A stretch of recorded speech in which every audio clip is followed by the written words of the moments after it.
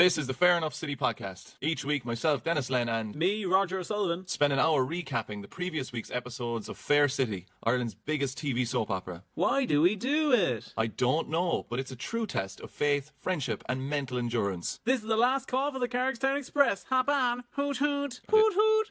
I didn't agree to that.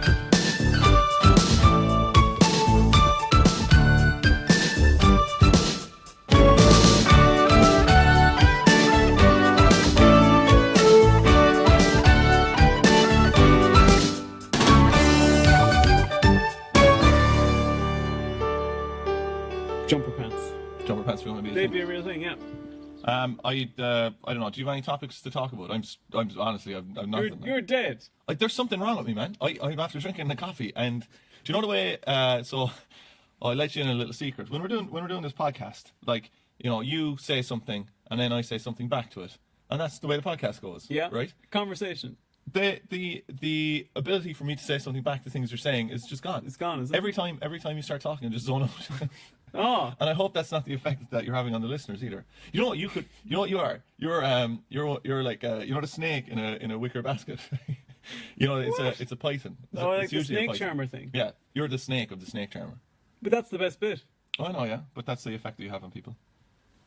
What is wrong with you? Do you know what this is like? This is like we've gone to a friend's wedding, and we're a couple.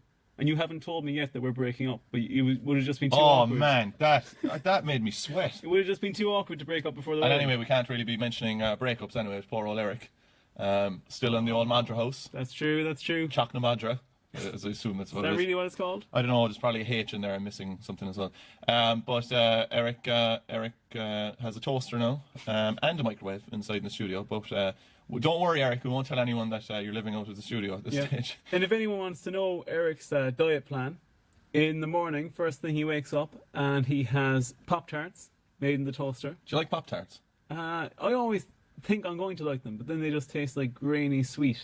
Yeah, I think that though was there a Pop-Tart push in the mid '90s or something? Definitely, late 90s? yeah, definitely. Because they were a status symbol. So, like, if you went to someone's house and they're like, "Oh, do you want a Pop-Tart?" and be like, "Oh God, what do your parents do?" Like, yeah, it's this peak society. You're struggling as well. I am. I've caught it from you. Yeah. I think that this is communicable. Whatever you have. Oh God, and we only had sex a few times. Oh come on. Well, stop.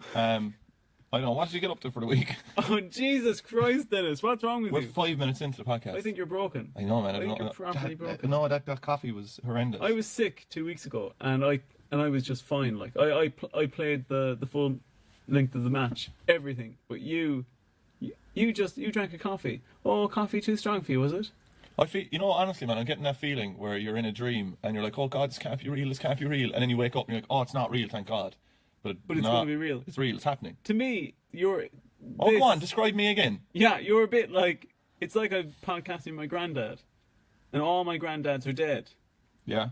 And it's like... Who was your favourite granddad? I only met one of them. Oh, really? Yeah. So you didn't have too much of a choice? No, the other one died before I was born, but he was my favourite. Oh, was he?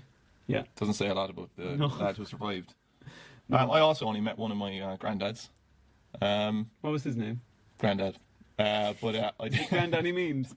No, he was granddad. But no, he was a bit of a bollocks, to be honest. What did he do to you? Nothing. He just wasn't a very nice man. Nice guy, like. Really? Do you know the way you want like a word as original as granddad? Do you know what I mean by that? Yeah, I know exactly what you mean. Yeah, like, well, you know, he gives you some Sweets. gives you some advice, and you go to him with problems, and then he gives you a word as original at the end of the day, and you're like, "Well, granddad, these sweets are disgusting, and I'm going to choke and die on them." You don't like Werther's originals? Do you know what? I bet you were one of those people that got that didn't get him in a bag. I bet you got him in a tube. You know, like they brought them out there at one point. What's wrong with the tube? Oh, yeah, did you try to make Werther's originals cool? There's no need to try to make them cool. Lads, we're firing. We're firing again. It took Werther's original. We're back on track. So you don't like those little butterscotch bombshells? I just think that you're about 2 seconds away from choking every time that you eat a Werther's original. But you have no tongue control. yeah, but you've no gag reflex, so that's why you could. I'd rather have tongue control. I'd say like you could just pour them into your mouth, and it'd be like pouring them into a bucket. Just go straight into your stomach. You get very mad whenever I drink anything or eat anything very quickly. No, I just think I'm just fascinated by it. Like you really have to see Roger chugging back some coffee. Like it is a sight to behold. Here's a question for you though: were the originals? Yeah. Wait, you don't like them. You're worried you're going to choke on them. Yeah, What I about don't the think soft they're ones? bad. Like What about the soft ones? Oh, don't try and bring those back. Are they still around? Are they? Yeah, you can still get the softies. Are they for when you get so old and you just want that sweet taste of buttery horribleness in your mouth? They're beautiful. They're gorgeous. When was the last time you had a Where's Original song? I have them in my pocket right now. No, you don't. When was the last time you had a Where's They're Original? strapped to my I'd say body. you can't even remember. I would say a month ago. No way. Yeah. I've never seen you eat a Where's Original. You haven't seen me eat a Werther's original. Yeah. Oh, we got a new sponsor as well. It's Where's Original. What's your? But they only sponsored one half of us. Yeah. What's your? They like debate. They didn't give me any money, so. Yeah. What's your favorite? What's your favorite sweet? Sweet. Yeah. Sweet. No, I mean, Jesus, you're an awful man. Like, I say sweet, and you were just like, "Arr." What's your definition of sweet? No, because that's different. That's what I want to know. Because are we going for what I would We're call going sweet. Oh, I had a fruit gum before, and it cost me €1,000. What? Yeah, I had a fruit gum, and it broke my. At the time, I was doing night work. I was doing night work in the post office, so I ate one fruit gum, and it basically meant that I was working for free for about I don't know, a month, because it broke my tooth, but it did it in like a very sharp triangle, and it just touched the nerve, which meant then that I had to get a root canal. Really? Yeah, cost €1,000. Here's something that happened to me once. Is I chomped down on a dried what? What did you chomp down on, Raj? A dried banana Late chip. Saturday night. A dried banana chip too hard, and at the time I was going for, like yourself, a bit of dental work, and I bit down on it, and it broke a tooth in half. And when I went to the dentist said, "Oh well, you know, this was actually a totally healthy tooth." And then she told me something that still to this day freaks me out, where she said, "Yeah, sometimes people think that only teeth that have cavities in them or whatever can break or are susceptible to damage." But she said, "No, this was totally healthy." She goes, "It's a real shame." And then she said that. Tell us how you really feel, Raj. Well, I hate her. But there were two ways to go with this. She said, we can either go straight to a root canal. You can either take me right here on the chair, or this is going to cost you Dennis. €600. No. Well, I did pay, but she said we could go straight to the root canal, like yours, and it would be... Is that a euphemism? What's going on here? No. Are you intent on ruining my dental story? Have you ever... Just because you don't like my oral escapades. No, to be honest, my original question is still there. Why the hell were you eating dried bananas? You Do you made have Did you have banana a few word Friday night, a few Where's Original, and then a few banana chips. You're the want worst. you Okay, fine. My favourite sweet. You want to lose all your teeth. No, I do not. No, I'd say you don't even suck on Where's Original. Well, they go straight down anyway. My There's nothing favourite... to stop them from just flying into your stomach. My favourite sweet. Are we going fruity sweet, or are we going like kind of... Open, like it could be a licorice sweet, it could be a fruit pastille, it could be a very expensive fruit gum, whatever you want. I would say then, in that case, jelly snake. Jelly snake, full Okay. jelly snake, yeah. Full jelly snake. Yeah. And a bit of a... Could you get a jelly snake, right? Hold it up to the ceiling, open your mouth and just lower it into your stomach. Yeah, I reckon I could do that. There'd be no resistance at all. You could just drop it in like a well. Do you know what frustrates me? What? You can only get... It would be like a sword swallower. But do you know what frustrates me That's about... what they called you in school, isn't it? Yeah, but for different reasons. What frustrates me about jelly snakes is the fact that you can only get jelly snakes in the pick and mix. Pick and mix, man. You must be getting a bit on the side, like in terms of money here. What? If you're able to get sweets out of the pick and mix. Oh, here's do you get sweets at the cinema as well? I bet you do. yeah. Do you? Why wouldn't you? Yeah. €40 for a packet of popcorn. Shut up. Shut up. It's good popcorn. Here's a question for you. You can't just tell the co-host. To Shut up. Here's a question for you. What's your ideal pick and mix? You can only pick 6 things. Rings. Anyway, they're the first. What? Can I get Oh, rings? gummy rings. Like. Yeah, rings. Do you ever put them on your fingers? Yeah, all the time. Of course, yeah. Do you ever pretend that you've proposed to yourself and put one on your ring finger? Is that what you call... ring finger. This is some shaky general knowledge, which you're probably going to destroy and ruin for everyone. Go actually. on, get Go ready on. to destroy it. Go on, yeah. That the reason that your ring finger is because they thought that vein was connected to your heart. That must be bullshit. Well, no, that's what I heard. That's what I heard from the You from the heard. historians. Did you hear it through a fucking wall? Yeah, and they thought that led all the way to your heart, so that's why it was ring finger. That's the stupidest thing I've ever heard. Oh, what? You mean people in the past didn't know stuff that we know now, is it? Oh, God. Go on anyway. Oh, you're up there on your big high stalling. horse, Roger. You're stalling. Go on. What, pick and mix? Yeah. I want some rings. I want some eggs. I want some licorice red laces. Okay. Oh, I'm not allowed anymore. Oh, great. No, great. I know. I'm Cut telling me you. off. Three You more. You can get 3 more. Oh, 3 more. Those disgusting banana things. I want those in Foam it. bananas. Yeah, I want those disgusting foam. Do you like foam bananas? Of course I like foam bananas. Roger, you're a monster. I want those. Why are you putting them in your favorite pick and mix? Because it makes the other ones seem really nice. Oh, you're an idiot. Oh. No, because you get a foam banana, you're like, oh God, and you're like, oh, I just want one of those lovely rings again. Do you stick your tongue through the ring? Yeah. You stick it right into that ring, and do you like push your tongue through the ring until it's around your tongue? Yeah. Wait a minute. I know what's going on here. What about the pick and mix? No, do you actually do that? That's no, I'm not. I'd say I do. Yeah, I'd do that. I'd say I do that. Yeah. How much? I haven't had a ring Tenner? in a while. But, no, come on. You one last thing. You were two, one last isn't it? thing. I think it's 2 because foam bananas was 4. No, yeah, I want foam bananas in there, and then you can't get those anymore. Though. Can you still get those kind of apple bonbons that aren't really bonbons? Are you talking about apple sour? Like they're kind of like marbles? No, they're not marbles. I know those yolks. My favourite one in the whole world, man, is Frosty Cubes. If that's cold cubes. Really? Oh, God. Not They'd so take a far, tooth no. out. Oh, they would. Yeah. They'd extract teeth. Okay, so they're in there. Yeah. You have one more thing. One more thing. It's actually quite hard to think of penny sweets. Fizzy cola. Fizzy cola. cola. Damn it, Roger. Stop finishing off my sentences badly. Fizzy Ricolas. Fizzy cola bottles.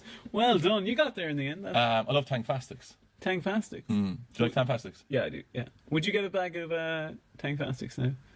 Would you just? Is that actually a question? Yeah. Would you get them if you were? Man, in you're shop? firing on all cylinders. Would you? Hey! Would you get a bag of the stuff that you like? Would Yes. you? Would you? Yes. What's your favourite chocolate bar? Toast. Toast. What's your favourite chocolate bar? Come on. Toast Quick fire or round. Nutella? 3 chocolate bars to end all chocolate bars.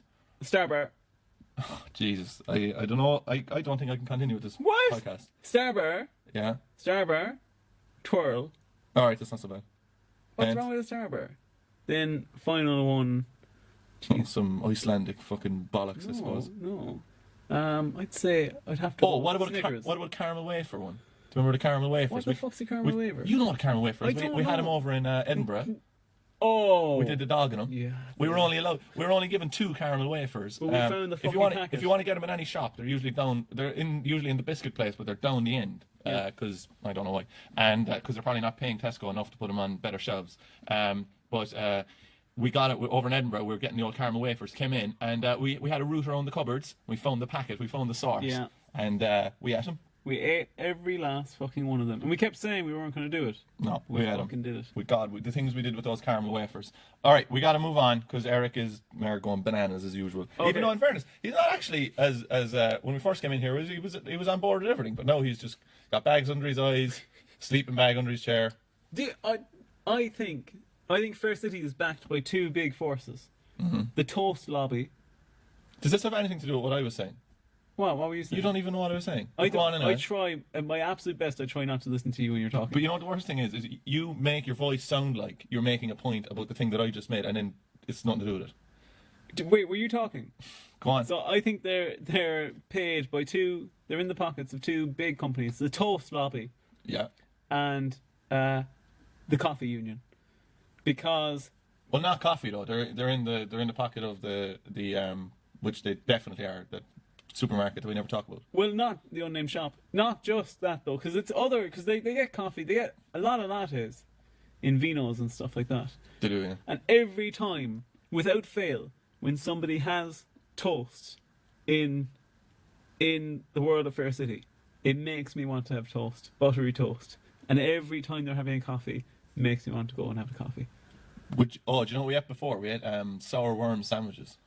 You know. And it was absolutely horrendous because the sugar and the Bread. the yeast and whatever reacted, and it was just disgusting. Yeast. Was this like white bread, or was Yeah. this like artisanal? Was there no yeast Our in white Brutus, bread or something? What? No. Because I was wondering if you went like, oh, we're going to get, sour worms. And then our Brutus. Real nice bread. Yeah, really nice bread. You've cut it really, really carefully. We also had another dare where a lad had to. This is like in the same day. I don't know. Is that where you just... No, that was your school. No, he had to drink a pint of vinegar. Oh no, I think that would do permanent damage. Yeah, it did. Do you know what I would have done? R.I.P. Do you know what I would have done after he drank the pint of vinegar? I would have said, "Here, quickly take this. It will neutralise it." But I've actually just given him some baking soda to eat. It foams up. It explodes. Oh my god! Barry's blown up. All right, come on, let's get this stuff. Do you know that actually would have killed him probably? Yeah, well, he did die. So, all right. We're on to episode 1 of this week of a load of episodes. There's 48 episodes this week. There's episode 1, which is broadcast on... Oh, look who's looking again. Well, it's because I think you might have made Oh no, never mind, go ahead. I thought you might have made a bit of a mistake. Why? But now I don't know what... What's the mistake? This is the same conversation we've every time. It has the person done the right... 1 and 3. You were on 1 and 3? Yeah. Okay, good, yeah. Why, what did you do? I did the right one. So. But how did you know that I was after potentially making a mistake? Were you looking at my notes, Raj? I wasn't. Yeah, well, you're meant to be listening to me. You're a garden rat. He's moved his notes away. Yeah, I have moved my notes away. I have to start typing using invisible ink. All right, I'm actually going to write on I'm going to learn off the Windings alphabet, and I'm going to start writing everything in Windings. All right, so these episodes were broadcast on Sunday, the 18th of November. The Tuesday, the 20th. Wednesday, the it's too much pressure. I can't do it. You can't do it. No way, man. They'll have to figure it out themselves. Yeah. All right, so head on. Our entertainment.ie still letting us down with the descriptions. Yeah, unfortunately. Entertainment.ie, what is wrong with you? Like, I know. Have a sour worm sandwich for yourself. All right, so let's kick it off. Right, it's me, is it? Am I up first? Yeah. Can you give me the description? Can you go up to RT? Who will we meet? We'll meet Dahi O'Shea. I actually met him on an elevator. You did not. I did. Met him on an elevator because they actually work in the Cork RT. Yeah. Those RT offices. So you're only going over the road to the Cork RT offices. You've made a card illegally from a little card registration thing that you bought from Wish. And you're going in with the leather chaps that you also bought from Wish because they were suggested to you in your Facebook thing. Have you ever bought anything from Wish? I have, yeah. Lost my mind completely. Yeah. Really? Yeah. Did it come? Yeah, did you? Really? In like over 17 weeks of absolute nonsense. What did you get? Oh, the worst shit in the world. Go on, tell me. I bought a pair of hands. I bought a pair of hands that hold up my phone. I've seen them. Yeah, and they're the type of things that you would have found in a Euro shop or a pound shop in Killarney in the early 2000s. Yeah, probably, yeah. But they would have been orange because everything was orange in the 90s. And I also bought a glove that all the fingers on it were torches. I remember this. That was pretty cool, though. Yeah. She liked that. So I'd turn off the light in my room and then just pretend I was in a disco. A single hand. Start masturbating. Oh no! All right. Well, you didn't have to be there. Oh, do you know what I said to two friends of mine yesterday? We were talking about spooky ghost stories. So this is the thing, now, right? Where I've just mentioned that I was having a kind of a techno disco masturbating party inside my room, and now you're saying like, oh, well, I have a connecting thing to this. Yeah. How is this? Why are we having a conversation about me doing that? So I wasn't, but it does tie in. Okay. I was with my with two friends of mine, Grania and Thomas, my housemates, and big deal. Yeah, we stayed up to the wee hours of the morning telling each other ghost stories, and then I said that I would find it really, really off-putting, but also funny, because we were talking about walking around graveyards at night. And if you saw a spooky thing, and if we were walking around a graveyard and saw like a hooded, shadowy figure just, skirting around the perimeter of the graveyard, and then they turn to you and they let down the hood and it's just a skeleton. Then the skeleton starts miming masturbating and laughing at you. Wouldn't that be terrifying? What was their reception to that? They thought that would be scary. And then they left. They went to bed then. Weird. All right, so read the description. Dahi's inside. You've stolen his sour worm sandwich. He's chasing after you. And you're there, Dahi, you piece of shit. But I'll give you back your sour worm sandwich when you read the description. So don't read it in Dahi's voice, for the love of God, but just read it. Episode 1. Okay, so... Here's Raj. Come on. Robbie's relationship with Haley becomes serious. Yates delivers an emotional blow to Carol. Go on. Phoebe's revelation leaves Will reeling. Orla and Wayne's worst nightmare unfolds. All right, cool.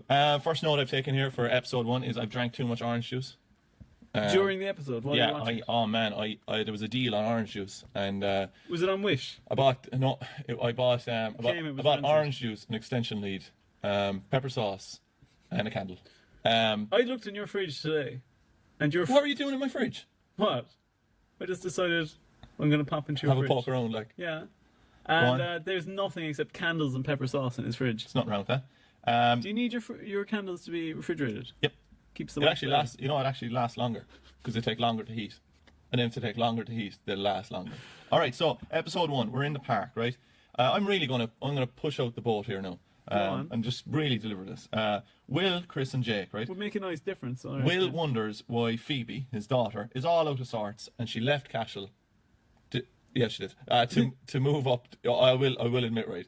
What happened to me this week is when I started making these notes, I was all out of sync with the episodes. I just cut because you know What? the way I make notes, like heavy notes on one, Yeah. and then like nothing on the next one. By the time I come to the third one, I couldn't remember what the hell was happening. Anyway, doesn't matter. Cristiano thinks that Phoebe is gay, Yeah. which is, I mean, when you're teenagers out of sorts, you know, not having a good day, I assume they're gay. homosexual straight Yeah. away. And Will goes off to basically pull Phoebe straight out of the closet. Yeah. From what he thinks anyway. He goes to talk to her, and Jake then arrives out of nowhere. Jake is Cristiano's brother, and he comes up with the theory that no, Phoebe's not gay. She's surely pregnant. Yeah. And then what did Chris say? Do you remember this? No, go on. Chris, the person who told Will maybe Phoebe's gay, straight away after Jake says it's Chris goes, "Oh no, that makes way more sense. Yeah, that's She's so probably pregnant." I actually think that Cristiano, as a character, love him. from when we first met him, he's starting to turn into a lunatic. Oh, he is a bit. Like, Yeah. as we'll see. Anyway, scene 2, we're in the supermarket. It's Haley and Nora. As you're talking about Big Toast, well, Big Bread plays a starring role in this, I saw this. where, like, over Haley's shoulder is a big bread company, and they're like firmly there. Do you know what I'd love? I'd love if Paul Brennan became the mascot for Brennan's Bread, as if he was their Michelin man. Are you working for Brennan's Bread? No, and No, Werther's Original. but can you Whereas I went to pains to not mention the bread company, you just mentioned it straight away. Makes good toast though. Can you imagine though if Paul Brennan was made out of bread, and he was their Michelin man? You'd buy that bread. Paul Brennan. Paul Brennan, yeah. Scene, I don't know. Scene 3, we're in the children's hospital. I'll be honest, right? Don't know how we're going to navigate our way around this. But let's see what we can do. Wayne, Dolores, and Orla. Junior. Will we just announce what's happened? No. Junior ate 2 bowls of cereal. And Orla hates God. Right? That is true. Yeah, scene 4. We're in the street. Here, Rog, I'm going to say, right? You're not adding much to this. Hey, I'm trying to let you. You're not jumping in on this, like. Where's your snappy Werther original singers and when stuff? I came in on bread and toast, you fucked me out of it. You said, what if Paul Brennan was made out of bread? Yeah. What am I meant to do with That's that? Like, gold. scene 4, in the streets, Will and Chris. Chris tells Will. He doesn't, does he? Will, oh, you're a narky little. What are you? A beaver. That's what you are. Excuse me. Gnawing away at the tree of podcast. Chris tells Will. You're a twit. Will. Oh, God. Chris tells Will that she got it mixed up and that Phoebe is actually pregnant. I just noticed in this that Cristiano is no psychopath. He Give me an example. This is a line that he says, I got it wrong. She's not gay. She's pregnant. That's his line. Yeah, I don't think any sane person is going to say that. Do you think that they wrote that line and they thought, well, we'll fix that later, obviously? I feel like crying, Rod. Why? I'm really struggling this week. You're not having a good time. No, I'm struggling to fake the enthusiasm. You seem a bit broken. I don't know what's wrong with me. Oh well, I only had a scone for everything. Breakfast, of scone? lunch. Where'd It was you a get it? fruit scone, right? But I don't understand. Was it the best scone in the scone dome? No, I don't understand. You know, some fruit scones are like, you know, we can get like a crumbly scone, Yeah. and then some of the fruit scones are like almost cakeish. Yeah. Do you know they're like nearly like made with cream or something? Yeah. What's going on there, like? I'd take whatever scone I could Are you a get. crumbly scone man, or I think all scones are created equal. I'll Yeah. eat every type of scone. Last week, I picked up a few scones on Reduced to Clear. I don't mind telling you. They were orange and cranberry scones. I'd say there's a place in North Korea where where they play this to people to torture them. Now let me tell you about this big scone I got. They were small scones actually, but they were very nice. And I said I want a cone, but I actually meant I want a scone. Scene 5, we're in the station. It's, Here, do you want me to jump in or not? I don't know, man. I don't know. No, it's grand. We're in Sharon, Anto, and Haley. Oh, no, we're not. We're in the station. Sharon, Anto. Are you okay? No. Are you having another stroke? Robbie chats about losing access to Jack. Robbie wants to make a clatter of kids, and Sharon remarks about Anto, it's like being married to a tapeworm. Oh yeah. Which, to be honest, is not really... I know what they're going for there. They're trying to describe Anto as being thin.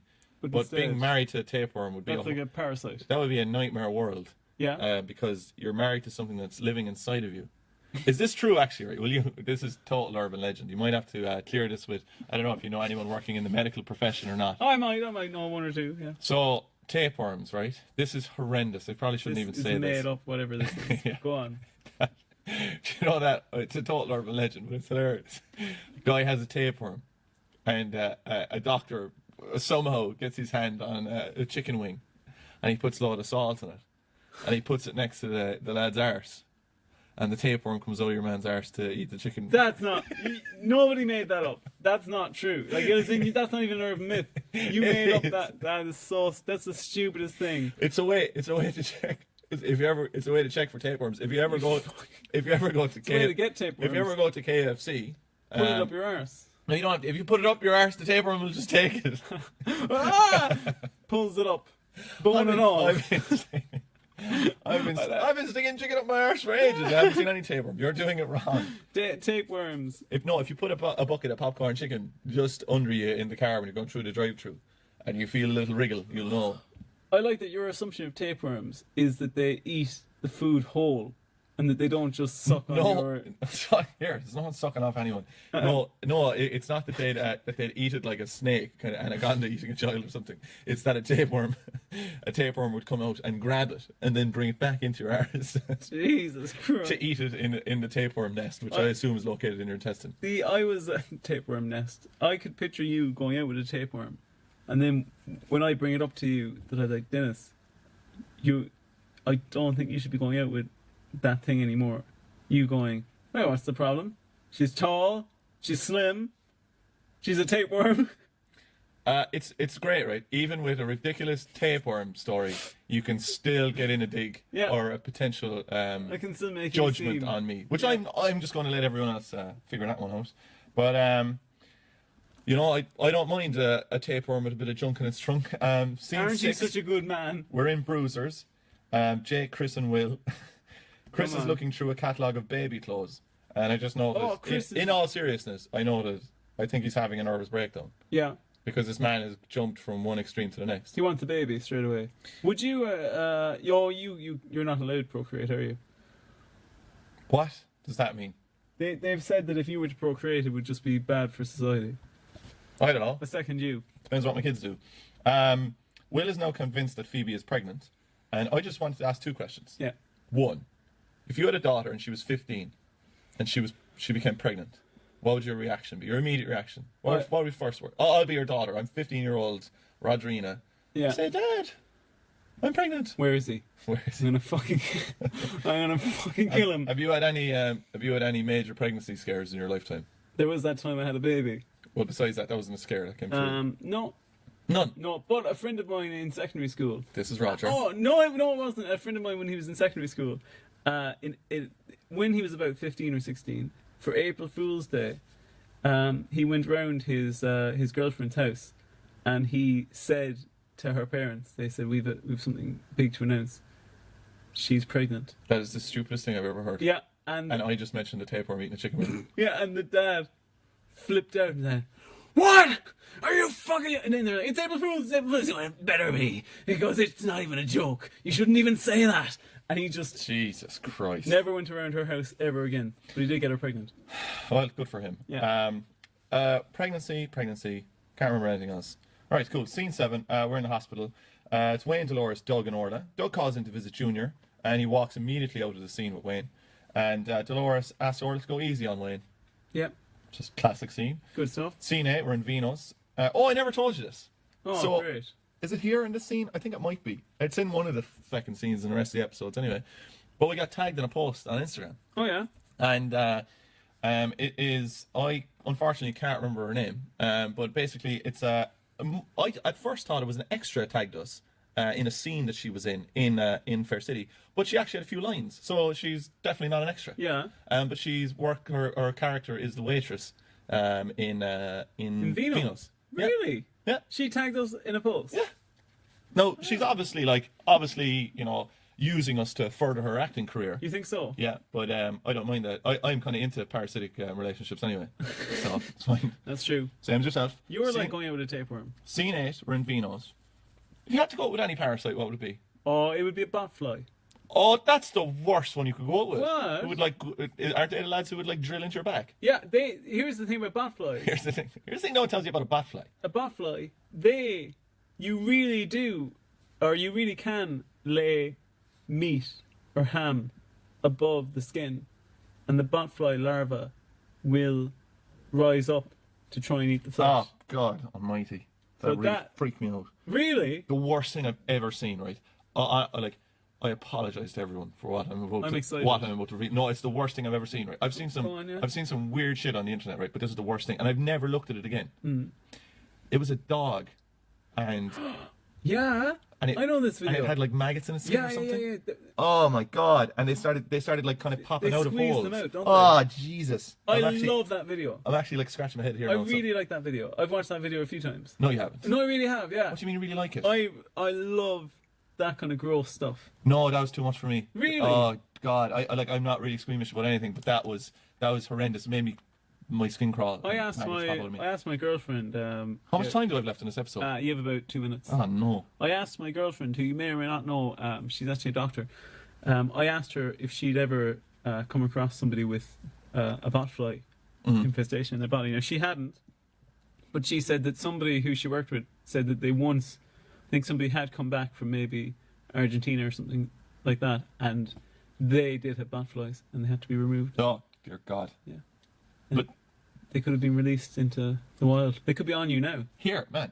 Look, you need to put a bit of tapeworm in your stories. Oh, come on, like. And there was the chicken wing. Yeah, just say the botfly started talking. Oh, and I put a botfly up my bum. Oh. Is that you? Is it? Is that what you want? Average Saturday night for you, I'd say. All right, scene 10. Carol's house. It's Carol. It's my Steve. maggot. Carol is packing up her stuff and looking at pictures of her and Robbie, right? Because she's moving away down to Limerick with Steve. Now, last week I said that this move is not going to happen and it's just a big load of shite. I didn't believe it. Will they move? Will they not move? Blah, blah, blah, blah, blah. Well, guess what? Steve comes in and says they're not moving. Yeah. That is horrendous, like. And what they're doing in Fair City again this week, and you know what? I'm just putting my foot down with this. They're recycling the stories like every 3 weeks. They are not. They are, yeah? Here's something I have to say to you before you run out of time. I'm so hungry. Shut up. There's something in my stomach eating all my food. Shut up, you idiot. Here's 2 things before you move on. Because you're going to have to talk about something in a second in this episode. Like, even if we run out of time. Well, you're eating all my time. I am not. You're a time tapeworm. But what I was going to say to you is that there is a bit here where Cara looks at the picture of herself and Robbie. And it's obviously a still from the RT archives from a previous episode, like maybe a few years ago or something. Yeah. Because nobody would ever have a picture of themselves, and because it's like a long shot down a street of herself and Robbie, that you'd never have a picture like that in a million years. Scene 14, it's Will, Chris, Phoebe. Phoebe comes over and tells Will, her dad, that everyone is giving her doing online. You're going to have to skip to the. You're going to have to skip to the. What time do I have? You're actually. You're gonna have to. I'm over time and you never told me. I know. This isn't even on right now. It's gone. It's edited out. No, but you have to go. Doesn't matter. You have to do the breakup. No, we missed it. You have to do. We missed it. I ran out of time and you never told me, and we missed it. That's the end of episode 1. Missed all of it. But the breakup doesn't matter. We missed it. You'll have to handle it in episode 2. Eat into your time. You're the worst. So. How are you feeling right now in the podcast? I'm fine, except you're a bit narky today. You're snapping at me. every 2 seconds. Snap, snap, snap. Oh, join in. Oh, don't. Oh, don't give me extra time. You gave me too much time. I'm going to be sick. Will you get sick into that cup? No. Why? If you're going to be sick. It's another one of your fetishes. Do it into the cup. All right, so that's the... Oh, you know one of the weirdest... You know one of the weirdest fetishes of it, or one of the weirdest it was on like Excuse me? it was on like one of those shows like Websites. Etc. What? or like Eurotrash or something. So I can't really remember. But there was a guy. Is it just me, or was Eurotrash mainly people who were body painted? Pretty much just dancing around the place. But there was a guy, and he was in a full latex, like pretty much gimp suit kind of thing, right? But he was how do I describe this? Kind of like oh god, he was all right. Okay, right. He's lying on the ground. He's covered in latex, right? But he's in a latex suit, but it's like a mold that is also has like a rectangle around it as well. So like if he stood, he couldn't stand up in this suit, Right. So he's kind of flattened onto the ground, and there's just a straw coming out of his mouth. Everything else is sealed off. And there's a woman, and she basically comes over and she presses the straw together, so now there's no air going into him. What? Yeah, and so it's like having control over like this guy's airwave, and then it take or airway, and then like she releases it. Isn't that the most terrifying thing in the world? That's awful. And Yeah. when did you do this? Ah, it was like a few weeks ago. All right, so on to episode 2, which was Episode broadcast on when? Tuesday, 20th of November? God, All right. you were quick. Dahi has finally got back his sour worm sandwich. You sit down, you have a coffee with him, and What type of coffee? you do put your hand on his leg and you stare right into his face until your noses are touching, and you go, "Give me the description," and he gives you the second one.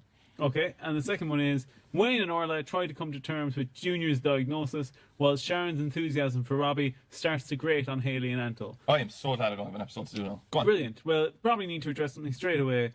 We'll only address it once, and then we'll avoid all the scenes. Junior, Junior's sick. Let's just say he's sick. yeah, he's very, very ill. Junior's a kid. He's Wayne's kid. Yeah, actually Tommy's kid, it turned out, though. But he's so ill, we can't address it on the podcast. Scene 1, we're outside. Will and Chris meet on the street, even though they do live together now. And Chris has bought pain au chocolat. A pane of chocolate, as I like to call it. For the morning. And let me just say that if Chris, like, just opened with the gambit of, if you move in with me, I'll buy you a pain au chocolat in the morning, I'd be in there. I'd be gone. I would love. You can attest to my love of pastries. Do you know what is the best thing in the whole world? What? Is, have you ever been brought coffee in bed? No. It's absolutely amazing. Really? Yeah. It's the single most sexually gratifying thing in the world. Well- No, because right, you obviously need coffee. You need coffee to wake up. Oh Jesus! What? This has just reminded me of all the times in Edinburgh when I'd wake you up and say, "I've just made coffee for you, Dennis." That was an unfortunate connection. You were using me the whole time. Yeah, I was, yeah. Is that why? You were sexually pleasing me through coffee in Edinburgh. Is that why you weren't shaking from the cold at all under there, were you? You never actually brought me coffee in bed, though, did you? I did that one time. No, you didn't. That I makes did, me... and you were shaking. And I put it up on your bedside table and I said, "Where are your hands?" And you said, "They're just keeping my body warm." Oh, Do you remember that? God. That Jesus. is awful. And do you remember we lost our deposit because All right, come on, get on with she it. said you'd spilled something on the bed. No, it's because we had all the caramel wafers. Scene 2, that was so funny. We were so worried about eating the caramel wafers, and we were like, "Oh, geez, what if we get in trouble?" And then one day we realised that we basically spent the equivalent of maybe 10,000 caramel wafers. Yeah, on and the apartment accommodation. itself. I get like, honest to God, man, like there's people out there who just, rob cars and, like beat the crap out of people. And I was having an anxiety attack about eating an extra caramel wafer. We almost bought ones to replace them. Yeah, we did, yeah. And we were like, well, we'll take out the 2 so she doesn't even know. Yeah. And I'm sure we leave would have both. all them anyway. Yeah, that's true. Scene 2, we're in the hospital. Won't address it, but just so you know, Junior is very ill. Well, you've addressed it twice now. Yeah, he's very ill. He is All right, go on. gonna die. Scene 3, we're in Comet offices. Alex and Melanie are there. Melanie, I couldn't remember her name. And what's the name? What? What's the name of the one that's living in Cashel? Mairead. Ah, How did you forget Mairead? You love Mairead. Oh, you shut up, man. You love Mairead. Oh, you fancy all of them as well. You love Mairead. Dennis and Mairead up a All right, tree. okay, go on, yeah. Did you ever have a treehouse? SEX. Did you ever have a treehouse? No. No. You did, though. Well, you didn't believe in treehouses or something, did you? Oh, I thought they were uneconomic. I climbed into a barrel and rolled myself down a hill. Rode myself down a hill. Yeah. What? You had a treehouse, didn't you? Yeah, I had a treehouse. We built a 3-story treehouse. Oh. And the woman that it was basically facing onto her house You caught her in the nip, didn't forced us to demolish it. you? She forced you This- at gunpoint. This woman, right? So on TV3, I think it was, maybe I can't remember, the Larry Sanders Show used to come on at about 3 o'clock in the morning or something. Yeah. And I was fascinated with that show because it looked like that woman who was my neighbour. Gary Shandling, the lad who plays Larry Sanders, looked like basically that woman, who I cannot name because it's fairly easy to find out who she is. You must show me her someday. Can I get her autograph? Scene 3, we're in common offices. Oh yeah, Alex and Melanie are back on the scene. And they find Mondo in the common offices dressed as a chicken. Melanie's looking for work, but Mondo says that there's no work there except for dressing as a chicken, but it's not really a two-man job. You know, it's a really good way of hiding exposition. So you have to explain something in a script, you know, just to make sense for people and whatever. You dress a character in a strange costume, and then you get them to explain things, and it goes over easier then. And it's because the person's dressed as a fucking chicken. yeah, so true. But in this case, Mondo's explaining nothing. He's just in a chicken costume. Melanie picks up Mondo's keys just as he shoots out of the office, and she looks at them, and she almost chases after Mondo. I'm gonna sneeze. Don't sneeze. Oh, yuck, no. Eric! Look what he did. He did a yuck, Eric. No! Don't look at me! He's wiping it on your seats, Eric. Don't look at me! I can't believe I sneezed. You're disgusting. Is that going to stay in? Yeah. Ah, no. I hope that's the sound of 1,000 listeners saying bless you. No, it's not. Oh. Okay, well, anyway, oh yeah, so basically Melanie robs Mondo's keys, and we don't know why. We'll find out later. Scene 4, we're in Vino's. Laura explains that the reason why Phoebe's hanging out in Carrickstown is that she is doing work experience with Laura, who works in a gym, and then I would say that this week's episode, what we get is something that I like to call attack of the speech of the youth. Oh, where, lads, they're bringing in teenage consultants. Oh yeah, definitely. Like, there's a line where she says, this guy asked her to go for burritos. Yeah. And she goes, oh, I don't like them. And then she goes, only joking, burritos for life. Yeah, what is going on there? It's pretty dire. Like she almost. I have this is a stretch now as a conspiracy theory but this is for a storyline. Phoebe talks so much like a stereotypical teenager that could never ever exist, like a bad interpretation of a teenager. I think she's an undercover cop. You think so? Yeah, she's like a narc. Yeah, I think she's an undercover cop, and she's there to break up a drug ring or something. There's only 2 types of characters that talk with hip speech in the world of Fair City, and they are teenagers that are completely bizarrely written. Oh, or can I guess the other one? Yeah. What kind of business consultants? No, sorry. What is it? It's Renee, Bob, Huey, and Jackie. Why? They speak like teenagers. They write them like teenagers, pretty much. But don't they? I thought they do it deliberately, do they? Well, I don't know. It's tough to know really what's being done deliberately. They practically wink at the camera when they say selfies and stuff.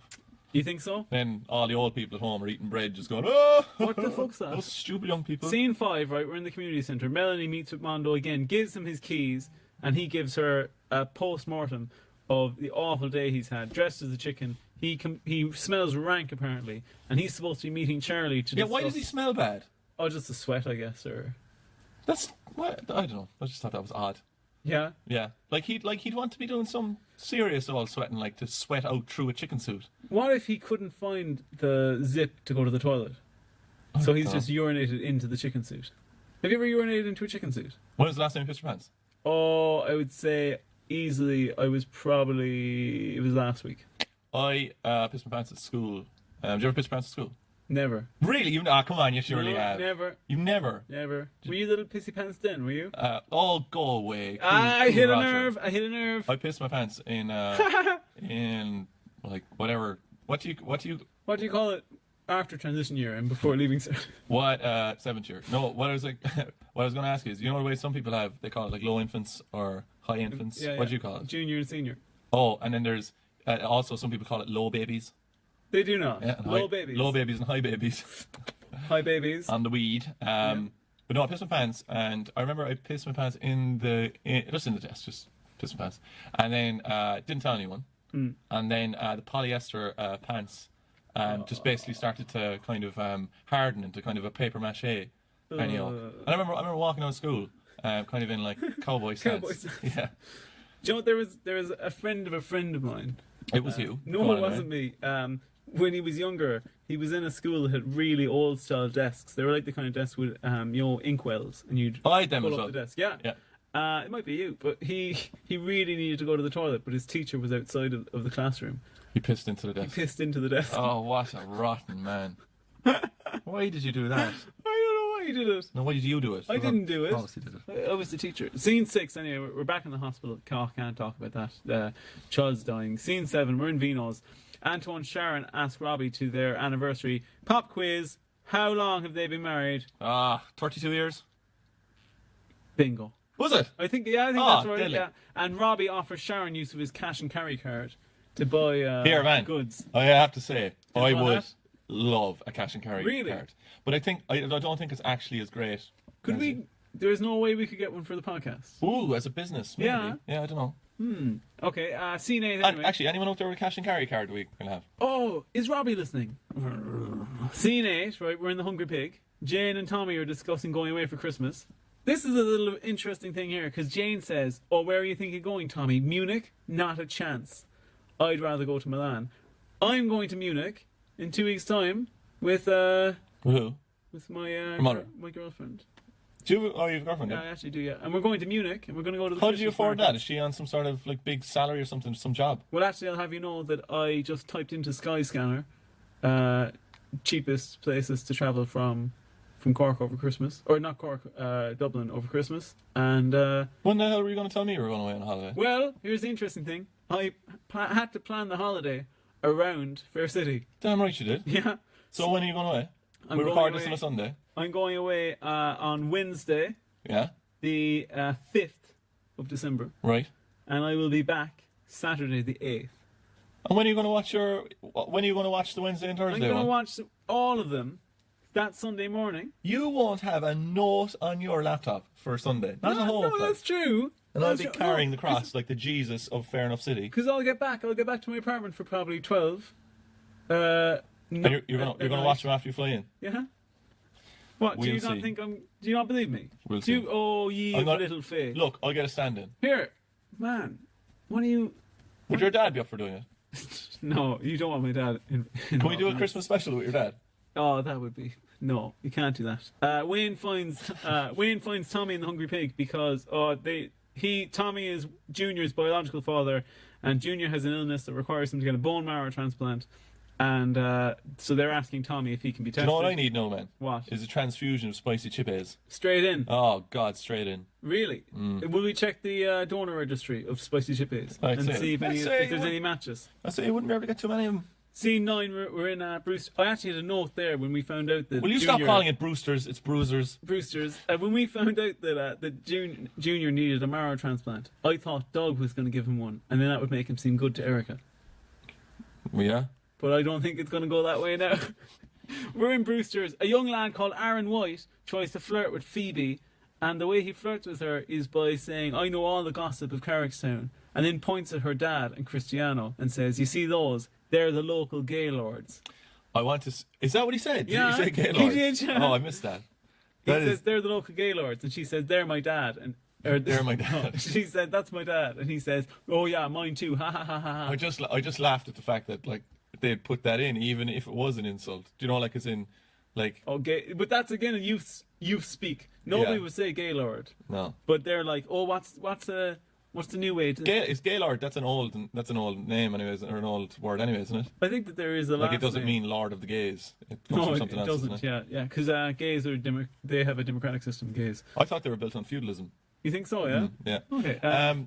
Wait, what are we talking about? Oh no, I don't know. Look, there was only one thing that I wanted to say. Hurry up. But it's just a bit dodgy. Oh, okay. There's a line in it where Orla says to Wayne, right? No, their kid is sick in hospital, like, and Yeah. there's a good chance, unfortunately, that he'll die, right? But Orla says to Wayne, like, you need to cop on, Yeah. and you need to, act like an adult. She goes, I don't need another child. Yeah. And it's like, well, You might.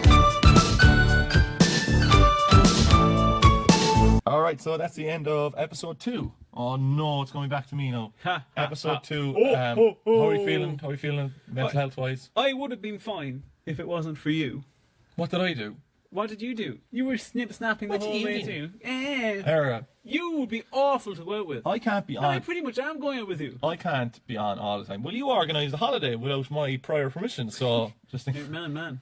Man. Go away, man. Man. What's the title of that episode? The title of that one was Gaylords. The local It Gaylords. can't be. Well, no, actually can be because they did use that. They in the used the term. script. So yeah, Why would you use that? That's a really bad get out of jail card as well. It's well, their word. Yeah, so a racist, like, if a racist used the word in an episode, well, they use it in the episode, so we can say it. Yeah. All right. So no, there was another question. What's the other stupid question I have to ask? What? Title. You asked me How are you first. feeling? So there's another question. All right. So you're in the RT Cork studio.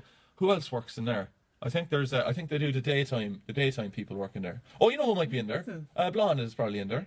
Who's Blonde? You know who Blonde is? Red-haired woman. I don't have a clue who you're talking about. You don't know who she is? No. Honestly. No, honestly. The red-haired person who's on like the front of nearly every. She presented Echo Island with Darragh Green, and you're telling me you don't know who that person is? No. You're a liar. Who is that? Oh, it doesn't matter. Look her up. Anyway, right, you go into her, right, and even though you don't know who she is, you start shouting, Echo Island, the presenters of Echo Island, please come here who haven't left and gone to England on for a huge career. And she comes up, Snap. and you go, here, Blonde, I'm not playing ball at all with Dennis's stories, even though I know who you are. And can you don't please know give me who the she description? is. Go on. Okay, the description that she gave, even though I don't know who she is when she loses her room at the pod, Melanie becomes desperate.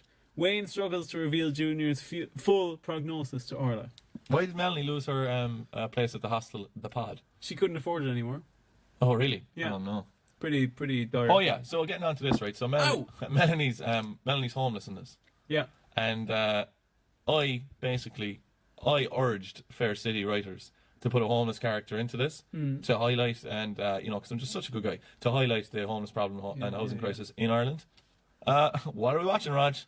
A homeless woman. Have you ever had any influence on a TV soap opera in Ireland? In Ireland? Mm-hmm. No. You did write that thing about the home and away. What was that again?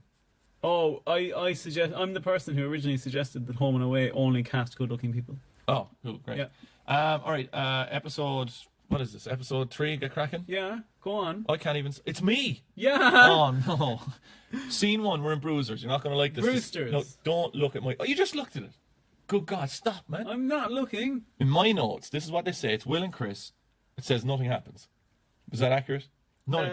Will I cross-reference in my notes? Scene 2. We're in Wayne's World. Nothing happens. Dolores and Wayne. Oh Lord. Basically, Get out of that. what happens is that even if they find a successful donor for poor old Junior, he's probably in for a bad time of it anyway. Yeah. Scene 3, we're in supermarket. Something happens with the 2 people who have no home.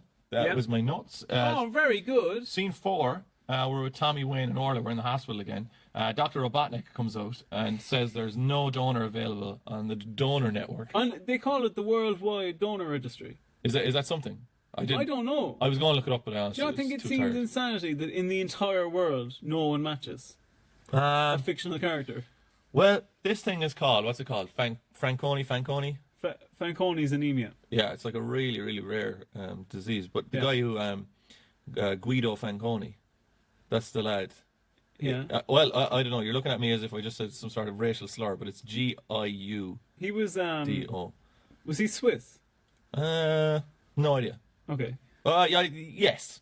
Oh, good, yeah. But he did unbelievable things for pediatrics. Really? Like 21 years. Oh God, no, actually doesn't matter. I'm not getting into it. Doesn't matter. He basically made some calls on. No, because I started talking and I just said to myself, like, why didn't you just write down the facts of this instead of muddling your way through it, like?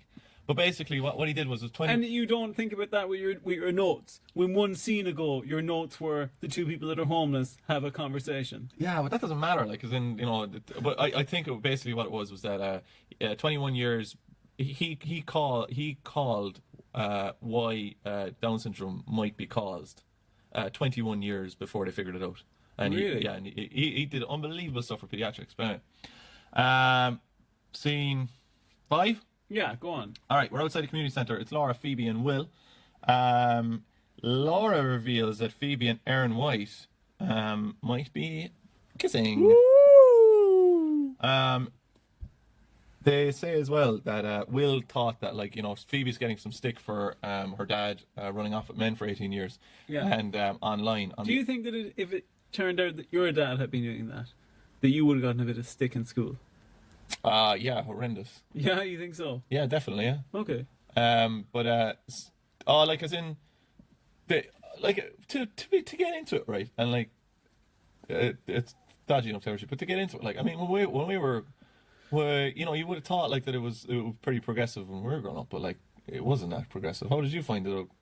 Where were you? Out in Ballincollig somewhere? Yeah. Yeah, like, it wasn't, you couldn't, like, I hope that people can be now, but I'd say it's pretty struggle anyway, like, to be openly gay in a school. Like, there would be no way you could have done it in my school. Yeah, I'd say it would be fairly tough. Yeah, we'll get off this ship. Anyway, what I was saying was that Will said, he thought it'd be easier for Phoebe in Dublin and she wouldn't get the same stick, right? Yeah. Which doesn't really make any sense because all the people that are giving her the stick are from Cashel. No, what he's really thinking though is that it might be easier if Phoebe has a steady income from working on Fair City. Oh, is that what he meant? Yeah, I think so. Well, because I didn't get this right, because he's saying, like, Dublin's more cosmopolitan and all this kind of stuff. Yeah. But, like, Cashel has the biggest gay nightclub in Ireland. Oh. It's the Cock of Cashel. Oh, of course, yeah. So, like, I don't know what he's getting at. That even threw Eric for a loop there. See, and he's been there. yeah, and why not? Scene 6, we're in Sharon's. It's Sharon, Anto, and Haley. Sharon is wearing a leopard dressing gown. Yeah. A beautiful dressing gown, in fairness. Do you call them dressing gowns or house coats? Well, you just heard what I called it, so it's dressing gown. Fine. Do you call it house coat? No, I don't, but my girlfriend, yeah, I know, she's actually a doctor. She calls it a house coat. And the other day, we were walking through Debenhams, and they had a big display that said dressing gowns. And she pointed at it and she goes, "Do you mind if we go over and look at those dressing gowns?" And then immediately caught herself and said, "Oh, I meant dressing gowns." And by this stage already, You were on her. Yeah, I just kept screaming, "Goons, goons, look at my dressing gown." Do you have a house coat? No, I don't. I walk around nude and I just cup myself. I would like to get a very comfortable dressing gown, but I Yeah? feel like I'd be judged for it if I was You walking think around. so? Yeah. What print? You'd love a short kimono type one. Do you know what I'm talking wouldn't. about? No? No, You wouldn't like one of them? no. My Yeah. arse would be freezing in it. Yeah, Yeah. Oh, my bits would be hanging out. I doubt it. Yeah, it would. If it's that cold, no way. Doesn't affect it. You said I- some bullshit on this, I- but that's the biggest No, bit of I bullshit. put Ron seal on my dick, so it's not affected by any weather conditions. It does what it says on the. Hard as a conquer. All right, scene 7. We're in Vino's. It's what happens? Hurry up. Oh, Charlie's a bollocks in this as well. Charlie, the old fella. Well, he's some kid. He goes. He basically says to Melanie, who's doing this. Oh God, lads. Are you okay? This is Melanie's doing. I just hate. This is like in the den I when one of the presenters would have a hate. hangover. I hate marketing speak, and I hate marketing. Oh, and one of the main storylines is marketing. Every single story is marketing in this Yeah. fucking. Anyway, Are you okay? no, I need to eat. I think you're broken. But Charlie says to Melanie, "Excuse me, is your phone broken or something?" Oh yeah, he does. Fuck you, Charlie. Like, Fuck off. she's got a life. I'm surprised you honest- can use a phone, you old bastard. He probably has a giant phone that just has ring and hang up on it. That's all it has. Is your telegram working? But she says that she can offer him a more bespoke experience. Are you the person that hates the word bespoke? I think it's stupid, but I don't really hate okay. it. Are you the person who hates the word bespoke? I think I think I am. I have written here, I hate the word bespoke. Or is that you, question mark? This is like when we were in Edinburgh again, and there was another person in the apartment with us, and I was going to go, "Dennis," and then I stopped and I said, "Oh no, I was going to ask you who was your favorite Soviet dictator, but I already know." Yeah, Tito. Scene 8, we're in Vino's. It's Or Tommy, Tito's. Tommy, Orla, and Dolores. Tommy puts his big fat foot in it, and I'm just not talking about it. I'm just leaving it alone. I don't care. Orla doesn't have a very good reaction to what Tommy says to her. But what I will say in this, right, and Orla wants to remain very, very positive about her son's outcome, right? And I actually completely and utterly agree with that, right? Obviously, I've never been in that situation, thank God, but I do believe, like, you should be positive. I do think it has, like, a little bit of an effect. On right? the positivity of... I think so. Like, but right. Have you ever seen the Louis Theroux or Theroux, whatever the fuck his name is? Have you ever seen that documentary he did called End of Life, No.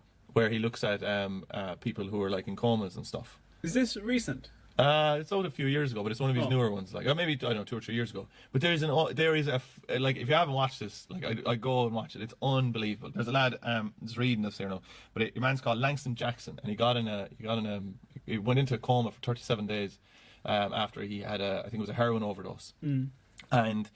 In this documentary, all the family are being like overwhelmingly positive, and it's actually really nice to see. And they're, I think they're a very religious family and stuff, and a really Christian family, and they're all praying for him and everything, right? And the mother is just like, no, he's going to be fine. He's going to wake up. He'll be fine. And all the doctors are kind of saying to him, no, look, this is a really bad outcome. Like he's probably not going to wake up. She's like, no, he will. He's going to wake up. Yeah.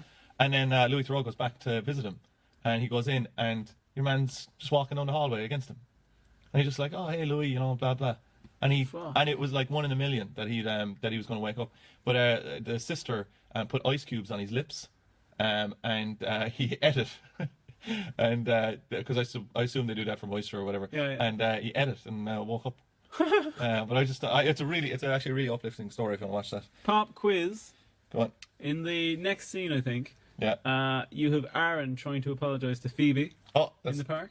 It's not even my next scene according to me, but so I've just missed it. But go on, yeah. What does he use as evidence of the fact he's not homophobic? His uncle is gay. And? He was an usher at their wedding. Yeah. And Laura says, well, if he was an usher at a gay wedding, I guess he can't be homophobic. I actually thought that they were playing that for laughs, as in, that classic line of, oh, well, all my, some of my best friends are black, so I can't be racist. But again, they just completely muddled it, as if some person took the first line and said, "Oh, this is comedic, like we're making a fool of this character," which it actually kind of worked, and then the next character took it as face value, so you're just completely confused whether or not it's actually a joke. But they also do this thing where I don't think Laura, Will, and Chris had ever interacted ever before this week in Fair City, and now Laura's taking care of Will's daughter. Yeah, and they've just gone, "Oh, Laura's lesbian. Obviously, she's friends with Chris and Will." So now is Laura lesbian? Oh yeah, she's a lesbian. Yeah. Oh right, okay. I suppose that's why there's a line in one of these episodes that she tells Will that Aaron's not such a bad guy, and Will goes, "Oh, and you're an expert on boys, are you?" Oh, that totally went over my head. I thought it was because she didn't have any kids. No, it's because she's a lesbian. Yeah. Right, cool. Where am I going here? Can you taste those spicy chips? Oh man, I need them. Would you put them on your tongue like a Eucharist? Yeah, just let them melt. Yeah. I do that with Pringles. I lick all of the Pringles. Get away! I lick all the Pringle dust off, and then I slowly let them melt on my tongue. I'd sooner squeeze out one of those maggots from the dog we were talking about earlier and eat one of them than to do what you just. That's described. an exaggeration. No. Get me a maggot dog. Dolores talks to Wayne on the phone in a really fake phone call, and if you're ever writing that, write the other person's dialogue, but obviously don't read it out, or else it looks really fake, like it does in the scene, and notice is over. And Melanie. Welcome to Jim Finney's 10 Pennies, that big old orchestrated, tuned metal drum noise that everyone needs in their orchestras. I got an oboe! We don't sell oboes, unfortunately, but if you want to change to a real instrument, like the 10 penny, then we're your team. I'm getting an oboe! I just explained. We sell 10 pennies from A to C. Unfortunately, we don't sell anything other than that. One oboe, please! Oh my... So that's the end of episode 3. If you've anything to clear up in the of any of those episodes, you can use it in your own time in the next one. So how are you feeling? I'm feeling... We're very close to Spicy Chippies now. I'm feeling like you've muddled all of your bits this week, but I won't say it. I think I need to go to the hospital or something. Yeah? I feel awful. Will we have to get a Spicy Chippy donor? Well, no, I'm getting a bag of Spicy Chippies, and then we can go to the emergency room. What did you call it? Penny? Yes. Thank you very much. The emergency room. Excuse me, are you from Chicago? Well, I'll tell you what. Are you an American? Do you know why I call it that? Why? Because I just read the pilot script to ER, which, if anyone hasn't read it, which I'm sure not a lot of people have who are listening. I'm sure no one has. I'm surprised one person has. George Clooney listens. If I'm listening to this, I've read it, so there you go. Fuck you. In that script, it's written by the same lad who did Jurassic Park, Michael Crichton. Yeah, easy on, man. We'll give you the points for it. Jesus Christ. Bink. Oxford. Welcome to Bink. That's your quiz show. O'Sullivan, Oxford. Bink. Michael Crichton. No, it's just The answer was Rachmaninoff. it's just 2 camera cuts of you asking the questions, answering them, getting them right. Beep. 100%. This is Remember when we were in that Tesco? concludes this week's episode of Bink. I started with Bulbasaur a few times. Yeah. And when we were in Edinburgh, I started with Charmander. He's good, is he? Yeah, he's hard to get past some of the He's gyms bad at start. for the first 2 gyms. Yeah, isn't and then he? he's a beast. He gets good though. Yeah, and then his final form, of course, Charizard, Fire and Flying, great Pokemon. Fantastic. Do you know what I Pokemon. asked my mom Bit for? moody though. Do you know what I asked my mom for this Christmas? A blowjob. Fucking Christ, Dennis! What the fuck? You can't give me setups like You that. fucking a setup. You fucking. You. And do you know what I was gonna say? I was gonna say it really took me back. What I asked her for. Brought me right back to my childhood. I asked her for a Pokemon game. Okay. So episode. You fucker. Let's move She on. listens. I know. Let's move on. Episode 4. Let's bring her home here now, Raj. Bring her home. I'm completely delirious. Are you okay? No, I feel terrible. But let's bring her home. Come on, go for it, Raj. Okay. Up to the RT thing and do stuff. And my God, Oh, you so little effort. all right, you're eating Jacob's crackers. Oh, my dad accidentally bought chocolate Mikados. Chocolate Mikados. I've never had one of those. Yeah, they're shit. Because I love Mikados. What bit has changed in them? Like, what's the chocolate bit? They're coated in chocolate.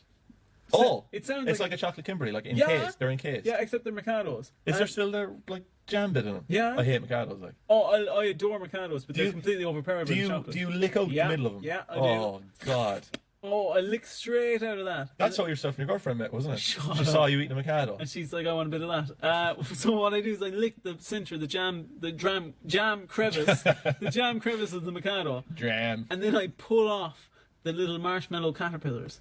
And when I was a kid, I used to play with them, and I'd eat both of them, and then I just have the cracker at the You end. pretend they were caterpillars, Yeah. and then eat them like some sort of Yeah. evil god. Yeah, and then I just have the biscuity base, lovely biscuity base left over, and just pop that in. Excellent way to do that. Also, a bit of a tip here for something I used to do as a child. Just a tip, no? Take a chocolate Kimberley and put it in a microwave and just watch it explode. And then only have it in for about 10 seconds, I'd say. Perfect serving suggestion. 10, 15 seconds maybe. And gorgeous. But you'll need... It blows up in the microwave and it's gorgeous. How would you eat it if it blows up? It explodes a bit. Like it kind of pops out of its own chocolatey encasement. And then you were left with lovely kind of hard marshmallow and melted chocolate. You'd probably need a spoon or a fork, and you have written off a I plate. have a question for you, right? Yeah. If you were made entirely of chocolate, Yeah. would you ever eat a piece yourself? Yes. Wait, does it grow back? No, it never goes back. Never grows back. Oh, I'd have to eat a bit. I'd say you'd have like you could be right up to the elbow after a year. I'd say, You'd have to eat a bit to know what you taste like. but it Do you won't know grow what my back. big worry would be? Is if you were in if you'd, let's say, brought a lady home and you think that, you know, this is going places, but actually she just wanted to eat your chocolate. No, here's the next question for you, right? Yeah. When I said Single-use dick. when I said if you were chocolate, did you imagine your form as a like brown chocolate or white chocolate? Brown chocolate. Not weird. I think you've broken down race divisions there. Yeah, I know. Isn't that great? I think you've solved race. Yeah, if we were all made of chocolates, there'd be no racism. Yeah, But 'cause- everyone would be dead because we'd all be eating each other. Actually, I disagree, because I think what would happen then is we'd all just hate white chocolate. Speaking of, if you did get a blowjob, Yeah. you could have no dick left at the end of it. That's what I was saying. What if she bit it off? No, she wouldn't even have to bite it, even if she was Melt it off. If she was playing above board. Oh, sweet Christ. Oh, this is a cool little fact Melted for you. it. This is a cool little fact. Here, what's your ejaculant? Is it Nutella? No, the Mikado caterpillars. That's what it is. That's disgusting. Yeah, it is. Imagine that open, yeah. Here's a fact for you. Luckily, chocolate is its melting point is Below blowjob temperature. for the love of God, what does it matter? Our body temperatures basically are made right just for chocolate to melt in our mouths. Made just right. As if God has backward engineered humans so chocolate would melt in our mouths. You're a cynical Grinch. Wayne tries to keep Orla's spirits up because her child's dying. Haley grows sick of her mother's interference. Will has daughter trouble, while Melanie's betrayal disgusts Mondo. Scene 1. You sound like a priest singing the gospel. Scene 1, Melanie wakes up in Sam 1. Melanie wakes up in Comet Offices. In the previous episode, Dennis didn't get to it because he's no time management skills. She texts her son because she's pretending that she's staying over at her friend's house. Oh, that's the worst scene we've ever encountered. Yeah, in City. and she texts her son, but for the convenience of the listener, she says every word in the text out loud. Can I try and guess it? Well, I haven't written it down. But I have. Go on. Actually, no. You know what? Oh no, I can't. That's breaking the rules if I go back. But basically, it's something along the lines of Just had wine. having wine, TV on, lovely stuff, or something like that. Yeah. But she reads. It's like she says it aloud. It's such a stupid thing to do. And I think Melanie's a very, very good actress, but I think she was not given much to work with in this. Yeah, it's probably disappointing. Probably said that for all of them. Yep. Go on. Scene 2, Will and Chris run into Laura and talk about Aaron. This is the bit where Will says she's a bit young to have a bad boy, talking about Aaron. I was thinking as well, right? Imagine if by some pressure, right, of, let's say if the writers were listening to this. Now, to be honest, right, I'm going to give a guess, and I say that the writers have barely any control in the direction they can take things. I assume that there is a maniacal dictator that basically runs all of these things, and then they're just forced into like writing the scenes and stuff. But wouldn't it be hilarious if our podcast turned Fair City into a sitcom? Because they were just trying to appeal to more humour. That would be good. That'd be great. I've got bad news. Like if Paul Brennan walked in and you heard like, he was great cover. You know, big cheer for him and stuff. So I've got a bit of bad news for you here. Well, scene 3, I kept calling it Wayne's World, and then I'd have to write the awful, depressing shit that was, and I would go, bad news in Wayne's World as his son is dying. I've seen 3, and it seems to just skip to scene 6, so I don't know if I got the numbering wrong or what. But scene 6 now we're in. Well, you can definitely say there's something wrong. Yeah, there's something. I've gotten something wrong. It's not right. We're in the unnamed shop. Mondo and Haley decide to give Melanie some work that they can't take on. It's a book launch. Also, where's Deco gone? Oh, he's dead, I'd say. Like there was a thing, and this is where they said, Cristiano, you're Sam's godfather. Yeah. Sam is the baby of. We haven't seen Sam in a year. Sam is the baby of Deco and murdered Carrie Ann, who we contacted in the afterlife. But he hasn't seen that godchild in like 2 months, and he promised. Because Carrie Ann was going to go into prison, he promised her, oh no, I'll take care of her all the time. Hasn't seen her in 3 months. No, and it would be an interesting storyline. But Sharon and Anto, they come in to ask Haley what happened at the party the other night. She blew up at the anniversary party at Robbie because Robbie said, I need your spare key for your house. Oh, this scene drove me insane. Yeah, and she thought, you see, that Robbie wanted to move in with her. But actually, what had happened was he just left his charger in her house and he just needed the spare key. The line in it was... I'm getting really confused because I thought I took notes on this, but I doubt it. But I didn't because this is the wrong episode. This is definitely the right episode. Yeah, it is. I watched it this morning. But no, in that he says, "Do you have a spare key?" Yeah. And then she goes, "What do you want it for?" And he goes, "I just need it." Yeah. And like a spare key means, can you give me a key to your house so I can now have access to your house? He didn't say, "Oh, do you?" You wouldn't say, "You'd say, oh, can I have your house keys? I need to run over and get something." And then he pretended then afterwards that it was like, oh, I need to get a charger. I have a spare key for your house. You do? Yeah. And do you remember when you gave it to me? Mm-hmm. And then I woke up and you're at the end of my bed. Excuse me. But we had a chat about that, Raji. Yeah. And now I can only use it on weekdays. There's a thing as well that I want to bring up in this. So there's a big storyline with Carol and Steve, whether or not they'd move to Limerick. Yeah. I called it and said they obviously won't move because no one ever moves anywhere, and they have this big back and forth about will we move, won't we move. It's just the worst storyline. Please stop doing it, Fair City, right? But what I think that does, right, is when, and I don't think this happens in EastEnders or Coronation Street or any of these things, right, is they set up like these stakes, like, oh no, will they move, won't they move, it's going to upset everything. And then they don't go through with it. So they just demolish the stakes. Yeah, but they also destroy the trust of any future storylines. Yeah. That they're actually never going to happen. So there are actually no stakes because you're just going to get fooled. Yeah, pretty much. Anto here says as well that his stomach is rumbling like a Randy Whale, which I think is an enjoyable turn of phrase. And Mondo, when he sees that Haley has ran into Sharon and Anto, Mondo is holding coffee and he rushes out the door and he gestures to Haley to go, will you pay for the coffee? He'd never do that. Like, he basically robs You always the do that. I do not. You do? I do not. You've never bought me coffee. And I have a bloody key to your house and everything. Scene 7, the child's still dying. Scene 8, we're in Vino's. Melanie and Alex are having breakfast, a breakfast treat, because Alex is off school because it was shut because they found loads of rats in the school. Alex is very rude to the staff. That's the staff member that messaged us on Instagram, is it? Yeah, it is. Yeah. Yeah. The Who, by the way, I have to say, she's excellent. She's very good. Yeah. Yeah. And Charlie comes in then. What's the stupidest reason did your school ever get closed down for any stupid reason? I set fire to it once. Did you? No. My school was never shut down. What about yours? I'd say yours was shut down a good bit based on your education. Well, I was homeschooled, so. You were homeschooled? Yeah. Really? And both my parents worked, so. Go on. Well, actually, that's raised my opinion of you now. Why? Because up until now, I've thought, Jesus, this is a real indictment of... I homeschooled myself. Yeah? Yeah. Is that what you call it, is it? Try and do that. Good stuff, yeah. Wikipedia every day. No, Encyclopedia Britannicas. Yeah, and what's the other one? Windows Encarta. Yeah, but I used to just play the game in it. What was the game? There was a little game in Encarta. I didn't know that. Yeah, stupid game, but Guess it was I a was game. too busy learning. But anyway, scene 9, right? Actually, it's a learning game. You What'd find learn in things the and you game? have to answer questions based on the encyclopedia. Good stuff, you big prick. Scene 9, Will and Chris come to If collect you played the Encarta game, you'd have known about the tapeworm and the chicken wings. Phoebe. And you bet your arse we're going to KFC after this. I don't even Yeah. eat chicken. We'll have a chicken wing. Not a We'll tapeworm. have a chicken wing behind you now. So- Say the things that'll come out of it. So Will and Chris come to pick up Phoebe from the gym, where she's been doing work experience. But Laura lets them know that she's already gone to a place called Jump Zone. The tapeworms will be honking their horns.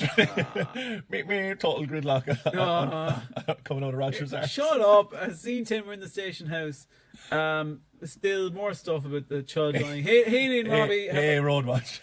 Haley and Robbie have a frosty exchange. Roger's arsehole is backed up all the way to the Dunkettle roundabout. Oh, Go on. please. Sorry, I just need food. I used to joke with my brother about the fact that if semen was sentient within a condom, would they all just be in their cars honking their horns and going, Jesus Christ, what's this? Hold on.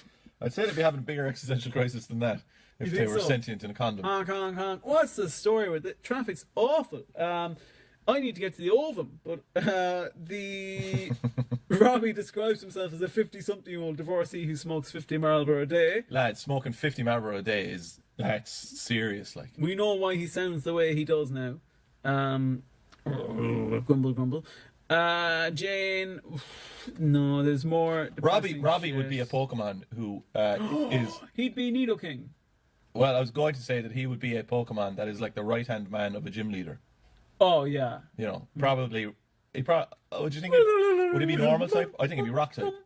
Fighter type. Do you think? Yeah. No, I don't know. You don't think? Strikes me as a bit of a graveler. You think? Oh, Yeah. Golem. Golem, yeah. I always thought Golem was one of the best rock types. Yeah, he's cool. He was cool, wasn't he? But you had to Do you ever trade get him. Steelix? Oh yeah, that's You have to Silver, trade him isn't too, it? don't you? Yeah, I think that's, and he has to be holding something when you trade him. I think. Schlam. Alright. Fuck's sake. That'll all have to be edited out now, or Nintendo will be down on us. Someone will be down on us. Oh, come on. Scene 11, load of shit happens. Scene 12, Melanie comes over to the common offices. Mondo and Haley are there, and they give her a real dressing down, and they punish her because she's slipped in under their radar, and she's poached work from Coach Charlie. From Charlie. Even though they didn't want Charlie a few weeks ago, they were fucking sick of them. Yeah, but there's no point, right? You don't build any trust with your audience. You just say, "Here, audience, I don't care what you learned last week. This week we're just going to get rid of all of that." Scene 13, we're in Vino's. It's depressing again. Tommy comes over to talk to Junior. Wayne asks Junior if he'd like to go on a 2-month cruise, and Junior goes no. And then Would he you goes, like to go on a cruise? Actually, Fuck no. I've always thought about that. Is that really an enjoyable thing? No, I doubt it. I'd say you could probably just Stopping get at the seasick. ports and stuff mightn't be bad. No, but sure, you get cabin fever. I think that they're popular. Shut I think they're up. popular with old people because they can just sit down and and they just go. can die at sea. Do you know that there actually is a load of people that die on cruise ships? Right, go on. No, loads of old people die on Good, cruise yeah, ships. It's yeah. like one of the untold things of I cruise hope ships. you'll someday be one of them. Well, you'll be working on a cruise ship anyway. The way your comedy career is going. Jesus Christ. Well, if I'm working on the cruise ship, you'll be down in the hold with all the Irish people on the Titanic. So Wayne tells Junior that he's going to take him to Disneyland. Tommy comes over and Tommy tells Junior that his cousin lives in Disneyland. 20 seconds. Mickey You have Mouse. 20 seconds. Mickey Mouse. Lots of shit happens. Phoebe stays over at Aaron's house. Chris mentions a Tchaikovsky double Where's bill. Eric gone? I'd say he's just left, has he? Is he tuned out? I haven't seen Eric in about 20 minutes. Alright, so that's the end of it, man. Episode Jesus 4 done and Christ. dusted. Episode 1, 2, and 3 also done and dusted. Hang on. I need to do a little comment. They reference, we missed it there because you rushed me through it, but they mention Tarkovsky. Right. And Chris says, "Oh, I've organised a double bill of Tarkovsky movies for you Yeah. and me to Will." And Will's delighted. Do you know who Tarkovsky I don't. is? Tarkovsky is a Russian film director. This is the bit now where we get him interested in listening to the next episode. Yeah. So, like, you know, really, Oh, yeah. But really be sure of yourself on this bit. I'd say his shortest movie is about 2.5 hours long. So, Is it like rom-coms and stuff, is it? no, one of them is like a 2.5 hour long existentialist movie about an irradiated zone that might or might not give people superpowers. All right, cool. Yeah, granted. Yeah. Kind of Marvel. Well, yeah, kind of, yeah. A bit more lowbrow.